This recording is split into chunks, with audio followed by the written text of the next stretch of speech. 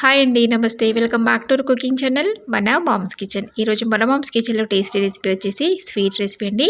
మనకి స్వీట్ తినాలనిపించినప్పుడు లేట్ చేయకుండా అప్పటికప్పుడు ఈజీగా 5 నిమిషాలు ఒక కప్పు రవ్వతో చేసుకునే స్వీట్ రెసిపీని చూపించబోతున్నాను. టేస్ట్ చాలా బావుంటుంది.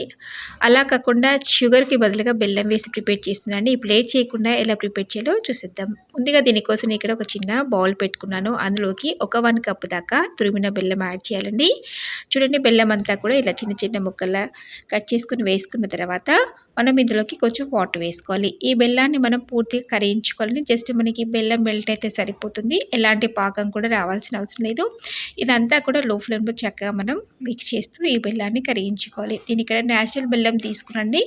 ఇది మెల్ట్ అయిపోయిన తర్వాత ఇలా కలర్ అనేది డార్క్ కలర్లో వచ్చేస్తుంది. చూడండి, ఇలా స్పూన్తో మిక్స్ చేస్తూ మనం వేసిన బెల్లం అంతా కూడా ఒకసారి బాగా మెల్ట్ అయిపోయి ఒక పొంగు వచ్చే వరకు కూడా దీన్ని మనం ప్రిపేర్ చేసుకుంటే సరిపోతుంది. చూడండి, ఇలా మనకి ఒకసారి బాయిల్ అవుతుంది కదా. ఇప్పుడు స్టవ్ ఆఫ్ చేసి పక్కన పెట్టేసుకోవాలి.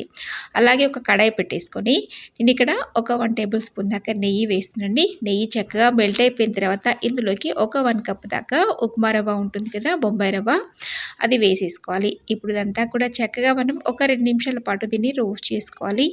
ఫ్లేమ్ని లో ఫ్లేమ్లో పెట్టేసుకొని 2-3 నిమిషాల పాటు ఈ రవ్వని మనం రోస్ట్ చేసుకోవాలి. చక్కగా మనకి రవ్వ అంతా కూడా 2-3 నిమిషాల్లోపు వేగిపోతుందండి. ఇప్పుడు దీంట్లోకి మనం 3 టేబుల్ స్పూన్ల శనగపిండి వేసుకోవాలి. ఒక రవ్వనే కాకుండా శనగపిండి కూడా యాడ్ చేసి చేయడం వల్ల హల్వా అనేది చాలా టేస్టీగా ఉంటుందండి. చూడండి, శనగపిండిలో లైట్గా మనకి ఉండలనేది ఉంటుంది కాబట్టి ఏమాత్రం ఉండలన్నీ కూడా కరిగిపోయేలా కూడా దాన్ని మనం బాగా మిక్స్ చేసుకోవాలి. ఏమాత్రం ఉండలు లేకుండా చూడండి, ఇలా చక్కగా స్పూన్తోని మనం దీన్ని శనగపిండి వేసిన తర్వాత మరొక నిమిషం నుంచి 2 నిమిషాల పాటు దీన్ని వేయించుకోవాలి. మనం చక్కగా ఫ్రై చేసుకున్నామంటే అందులో ఉండే పచ్చివాసన అనేది బయటకు వెళ్ళిపోతుంది. అలాగే ఉండలన్నీ కూడా లేకుండా సరిగ్గా మనకి వచ్చేస్తుంది. చూడండి, చక్కగా ఇదంతా కూడా ఇలా కంటిన్యూస్గా మిక్స్ చేస్తూ మనం దీన్ని ఫ్రై చేసుకోవాలి. ఈ రవ్వ అలాగే శనగపిండి కూడా చక్కగా మనకి వేగిపోతాయి. మనకి స్వీట్ తినాలనిపించినప్పుడు అప్పటికప్పుడు చేసుకోవచ్చండి. చాలా తక్కువ టైంలో అయిపోతుంది. అండ్ మనం బెల్లంతో ప్రిపేర్ చేస్తున్నాం కాబట్టి చాలా హెల్తీ రెసిపీ అని చెప్పొచ్చు. చూడండి, ఇదంతా కూడా ఏమాత్రం ఉండలేకుండా మనకి రవ్వ అలాగే శనగపిండి చక్కగా వేగిపోయింది కదా. ఇప్పుడు దీంట్లోకి మనం కరిగించుకున్న బెల్లం సిరప్ ఏదైతే ఉందో ఇలా ఫిల్టర్ చేసుకొని యాడ్ చేసుకోవాలి. ఇలా ఫిల్టర్ చేయడం వల్ల మనకి బెల్లంలో అప్పుడప్పుడు డస్ట్ పార్టికల్స్ అనేవి ఉంటాయి కాబట్టి ఇలా ఫిల్టర్ చేయడం వల్ల అవనేది ఇందులోకి రాకుండా ఉంటాయి. చూడండి, బెల్లం సిరప్ వేసిన తర్వాత చక్కగా ఇదంతా కూడా ఉండలు కట్టకుండా మిక్స్ చేసుకోవాలి. ఇలా కంటిన్యూస్గా మిక్స్ చేసుకోవాలండి. నేను ఇక్కడ 1 కప్పు రవ్వకి 2 కప్పుల దాకా వాటర్ వేసానండి. బెల్లంలో మనకి సరిగ్గా సరిపోతుంది. చక్కగా ఉడికిపోతుంది రవ్వ అనేది.